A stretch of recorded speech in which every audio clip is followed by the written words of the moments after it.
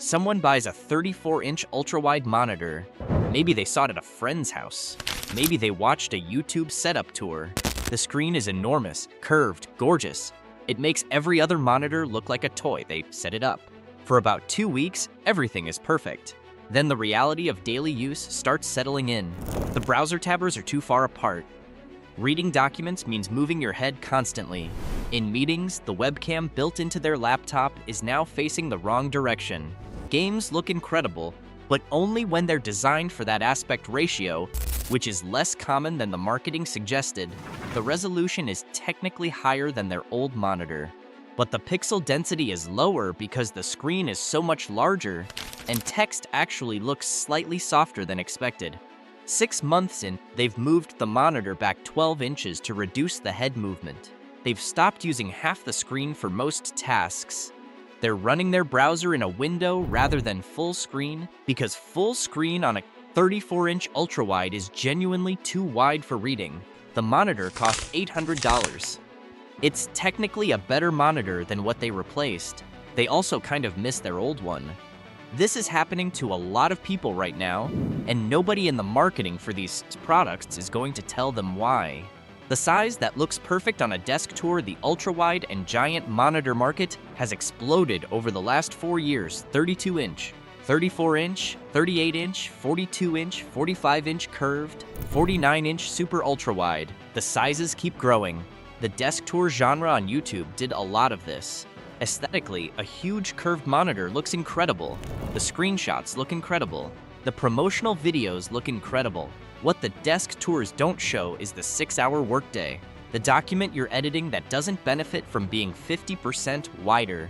The video call where your eyes are 8 inches below the top of the screen. The spreadsheet that theoretically fits more columns, but whose text is so small you have to zoom in anyway. The experience of looking at a monitor for 8 to 10 hours is completely different from the experience of admiring one in a photo. This is the first thing most large monitor buyers didn't account for. The pixel density problem. Here's something the spec sheets bury.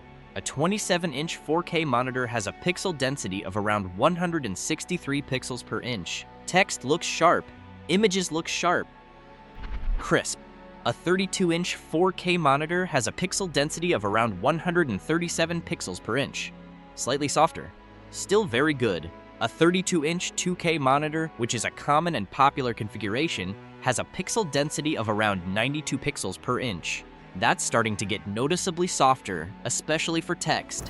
A 49-inch super ultra-wide at the common 51:40 resolution has a pixel density of around 109 pixels per inch. Not bad, but lower than you'd expect from a screen that costs $1,000 to $1,500. Here's the irony. Some people who upgrade to a massive monitor actually end up with lower pixel density than the monitor they replaced, especially if they're coming from a smaller, high-density display.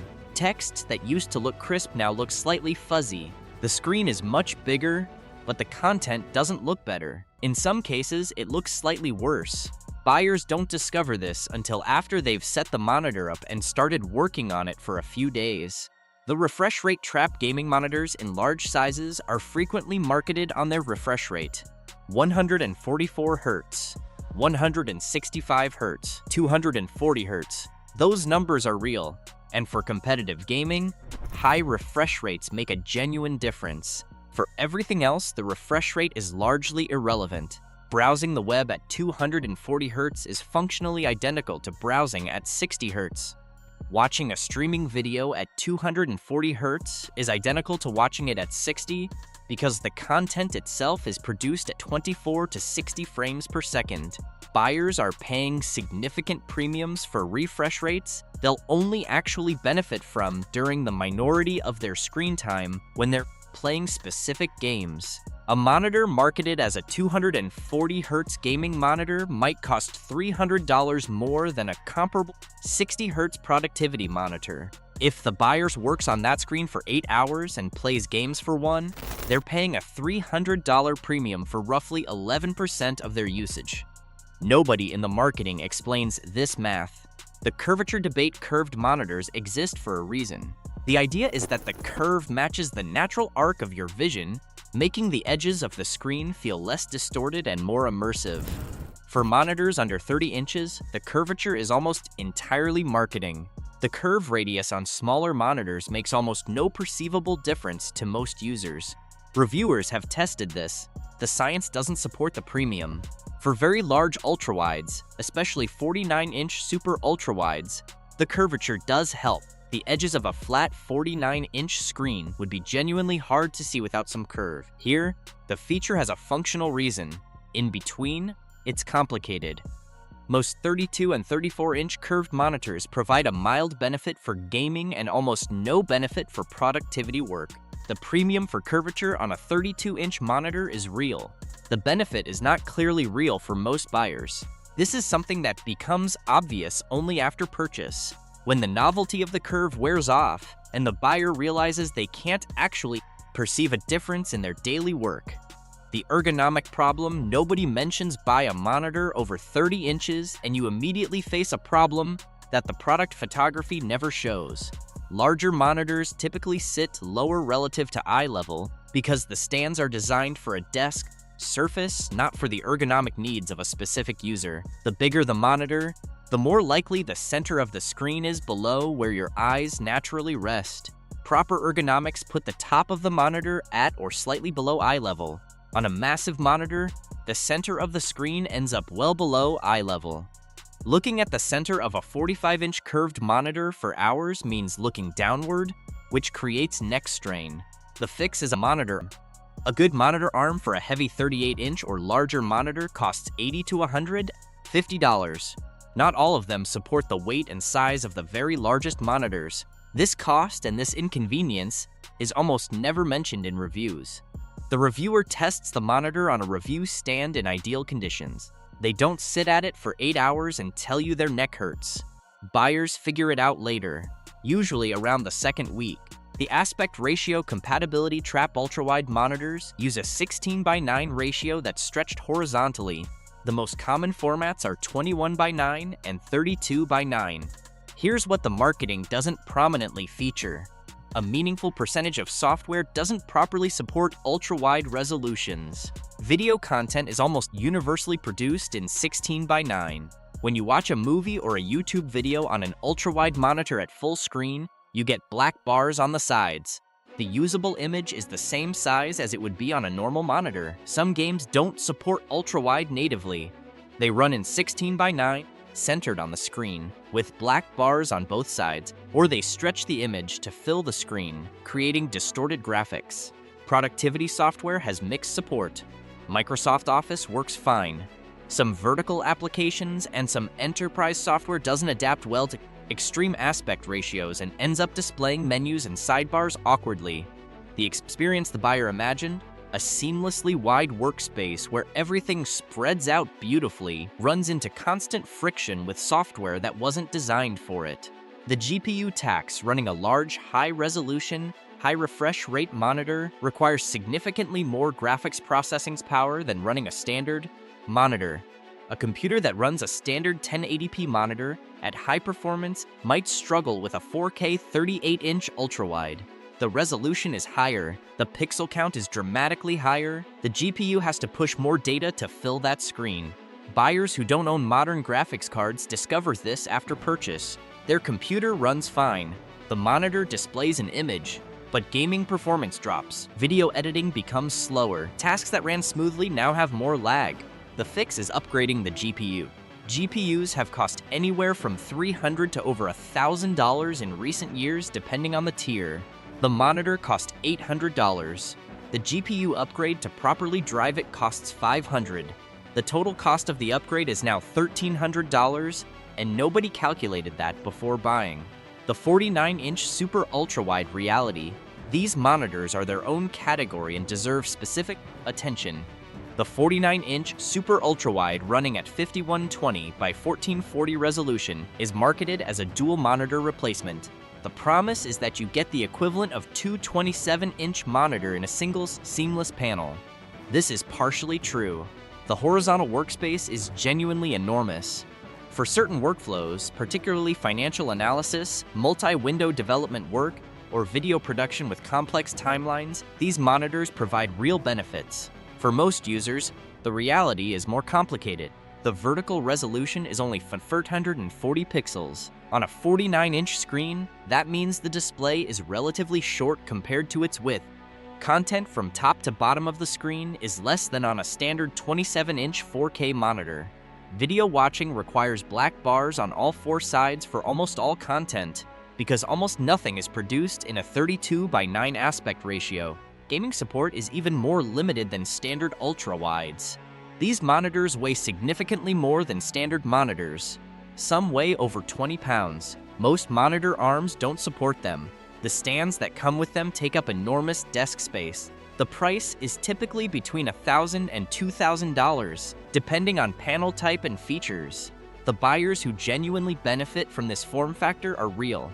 They exist. They're mostly professionals with specific workflow needs. The majority of buyers who get excited by the desk tour photos and buy one find themselves with a very expensive monitor that's impressive for about 2 weeks. Which panel type actually matters? This is where understanding monitor technology genuinely affects the buying decision. IPS panels have good color accuracy and wide viewing angles. They're the safest choice for most buyers. The weakness is that black levels aren't as deep as other panel types, and there can be a glow around the edges of dark content called IPS glow. VA panels have better contrast ratios and deeper blacks than IPS. The weakness is slower response times, which can cause blurring on fast-moving content and poor viewing angles. Colors shift significantly when viewed from the side. Old monitors have arrived in the consumer space, and they're genuinely different. True blacks, instant response times, incredible picture quality. The weaknesses are real burn-in risk for static elements like taskbars and icons, potentially shorter lifespan of the panel, and significantly higher cost. The surprising finding from long-term ownership reports is that IPS glow, which sounds like a minor issue in spec descriptions, turns out to bother some owners significantly in day-to-day use. The glow is most visible in dark rooms, which is when many people do their most focused work. It's a persistent source of dissatisfaction in large monitor reviews that only appears clearly after extended use. VA panels, despite their better contrast, generate complaints from users about motion blur during normal computing tasks, not just gaming. The blur can appear when scrolling through documents and websites, which is something people do constantly.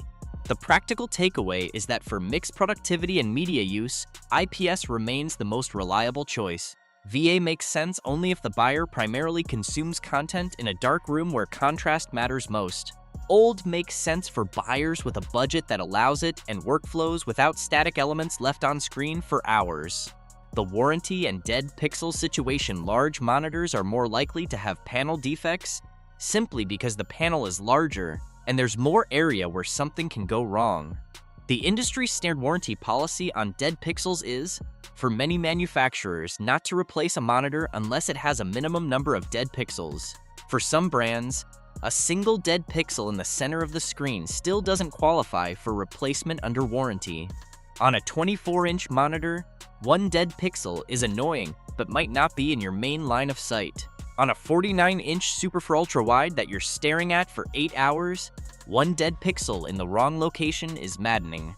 Some brands offer better zero dead pixel guarantees on certain product lines, usually at a premium price point. Dell's UltraSharp line has historically been known for this. BenQ's professional lines offer it. These guarantees cost more but provide meaningful peace of mind on a large panel investment. Buyers who don't specifically look for this policy and then receive a panel with one dead pixels discover the warranty limitation in the worst possible way days after the return window closes. The return window math: most large monitors have 30-day return windows at most retailers. Some have 15.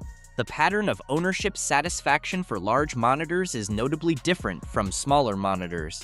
The problems don't appear immediately. The ergonomic issues develop over weeks. The aspect ratio limitations become clear after using the monitor across different software over several days. The IPS glow becomes bothersome after spending evenings doing focused work in dim lighting. By the time many buyers fully understand what they got, the return window has closed. This is not unique to monitors, but it's particularly acute here because the decision factors are so usage pattern specific. The same monitor can be excellent for one type of work and deeply frustrating for another. The practical advice from people who've been through this cycles is to buy large monitors from retailers with the most generous return windows available.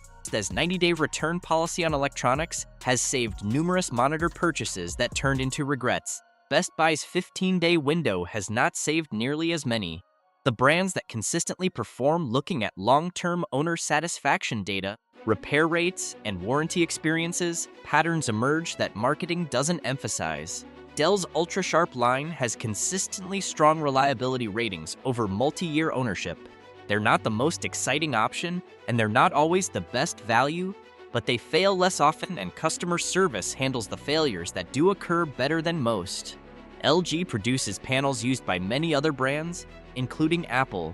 Their own brand monitors have good panel quality but mixed long-term software and firmware reliability on their more feature-rich models. The simpler models tend to hold up better. Samsung has strong performance in IPS and high-refresh gaming panels but more variable customer service experiences. Their premium lines are genuinely impressive. Their budget lines have more concerning reliability reports. Asus, MSI, and AOC occupy the value and gaming segments heavily.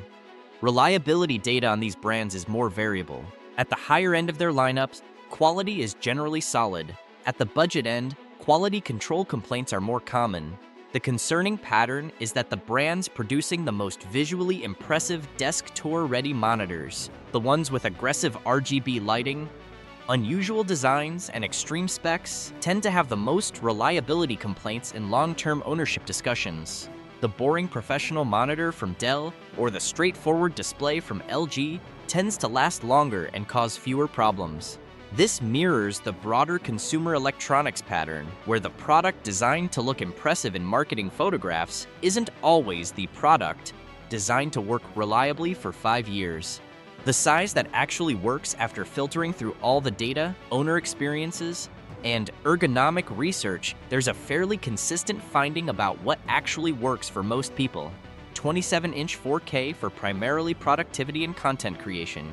The pixel density is excellent. Software compatibility is universal. Ergonomics are manageable. The price-to-quality ratio is very strong. 32-inch 4K as a productivity monitor with occasional gaming. Slightly lower pixel density but still sharp. More screen real estate without the ergonomic issues of larger sizes. 34-inch 21. 9 ultrawide for users who genuinely multitask between 3 or more windows simultaneously and have verified that their primary software supports ultrawide natively, not as a first monitor, as a deliberate choice after trying the format.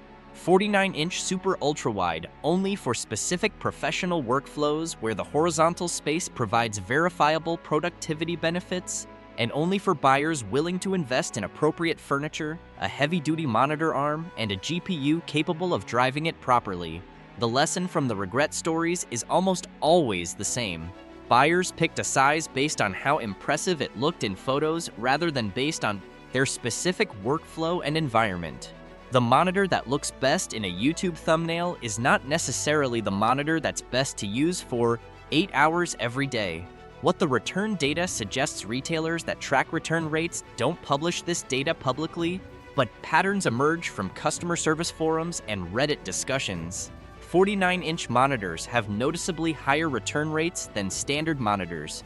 The reasons cited consistently are workspace doesn't fit it, ergonomic problems, software incompatibility, GPU limitations. Curved monitors in the 27 and 32-inch range have higher return rates than flat monitors in the same size, primarily due to IPS glow becoming bothersome in normal use conditions and the curve providing less benefit than anticipated. Standard 27-inch and 32-inch flat IPS monitors have the lowest turn rates and the most consistently satisfied long-term owners. The boring option is the reliable option. Again, the practical buying framework before buying any large or ultra-wide monitor, the questions worth answering honestly. First, will the primary use case actually benefit from the extra width? Look at the specific software used daily and verify it supports the aspect ratio properly. Second, what's the viewing distance? Less than 60 centimeters from a 49-inch monitor is physically uncomfortable.